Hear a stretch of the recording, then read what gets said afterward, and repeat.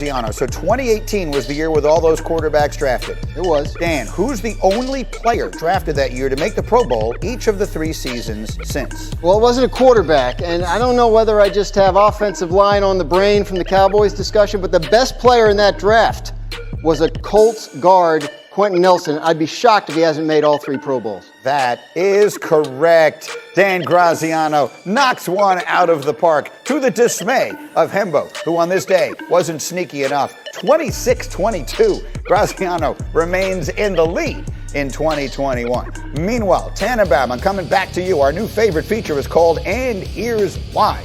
Here we come. Mike Tannenbaum, do you agree or disagree with the following statement? The Patriots will make the playoffs.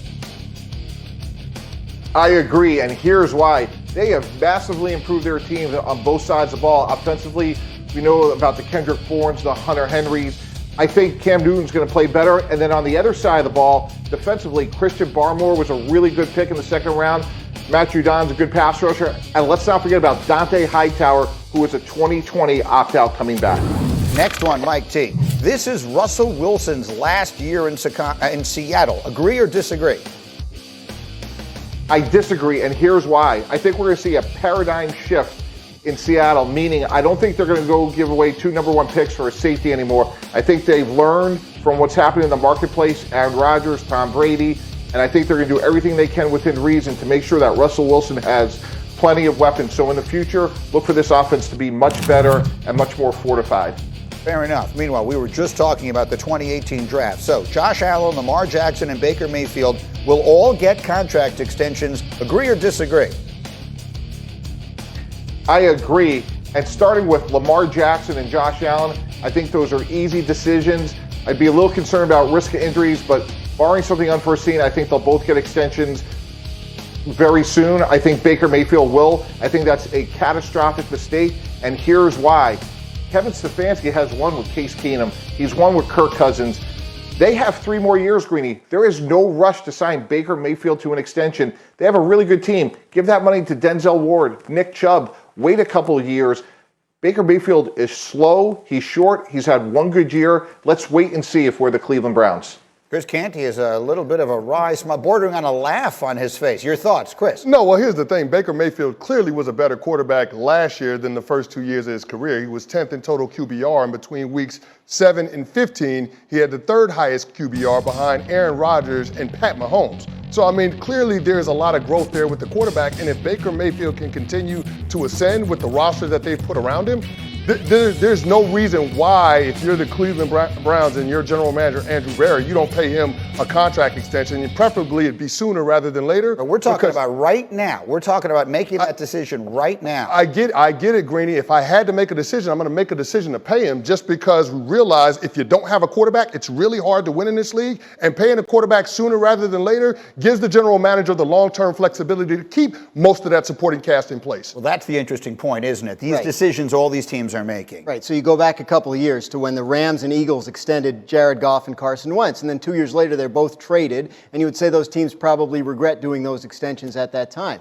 Same offseason, the Cowboys didn't do an extension with Dak Prescott. We mentioned that once or twice on the show, I think. Yeah. And then 2 years later, they end up paying him a lot more than it would have cost to sign him then. So what did it cost the Cowboys to find out, to spend 2 more years making sure? And I think that's the reason you're going to see these extensions done this summer, because I think the teams are going to lean toward what Chris Canty is saying we need to lock our guy in because we don't want to get caught like the Cowboys were having to overpay 2 years later. But I want to go back to the point you were making, Mike T., which is how much of all of that growth and development that Chris Canty is correctly referring to do you attribute to the coach and to the coaching?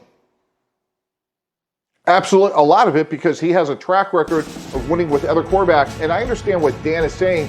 Fundamentally, guys, from a front office standpoint, it's a resource allocation discussion. They have a lot of good players. I think Andrew Berry should just do what he can to keep as many of those players locked up for as long as possible. Baker Mayfield's going nowhere. And, Greeny, we talked about this with Zeke Elliott. There was multiple mistakes there. They paid the wrong player, and they paid him too soon. What's the rush? He's under contract this year, next year, and if he keeps ascending, you could tag him 3 years from now. So I would wait and see on Baker Mayfield. Okay, that's fair. It's an interesting thing, and these are decisions that are getting made basically right around now. So we will see what happens. Baker and Lamar and Josh Allen will keep a close eye on it. In the meantime, let me run through the bases because we had a very interesting weekend in baseball, and it sets up what's going to be a very busy week. First off, how about the Yankees and the way this game ended yesterday? They turned a game-ending triple play to beat the A's 2-1. Watch as they go around the horn. It's the first game-ending triple play in 12 years.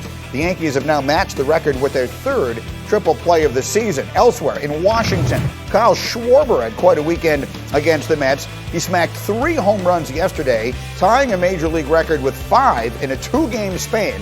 The Nats beat the Mets 5-2, and Shohei Ohtani got 4 hits in 3 games against the Tigers. All 4 of those were home runs, including a 2-run shot yesterday that tied him atop the Major League lead with 23 this season, but it wasn't enough. The Tigers beat the Angels. Let's talk baseball with our absolute favorite. Jess Mendoza gets up early with us here today. And before we get to what this week is going to look like, Jess, what were your biggest takeaways from the weekend?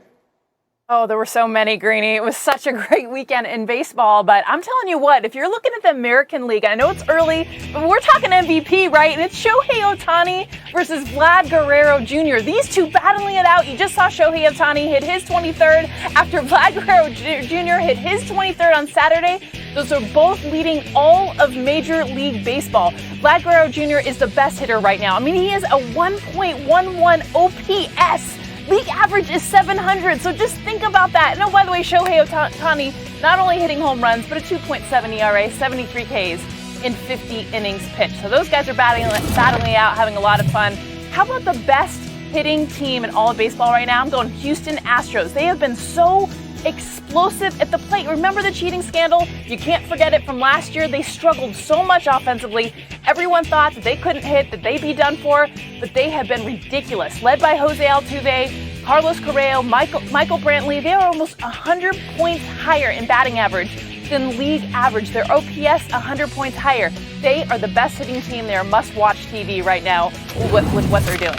And you look at now the young players. We talked about Vlad Guerrero Jr. How about Wander Franco is getting called up this week? He has been the #1 prospect the last 2 years. It feels like it's been forever. We've been waiting for him to make it to the big leagues. He's only 20 years old. 4 years ago, he signed at 16. He has an 80 hit tool, Greeny. We have only seen one other player in the last decade have the highest hit tool. He can hit everything. He's a switch hitter. He plays multiple positions, second base, shortstop, third base, and he's finally going to get his debut in the big leagues.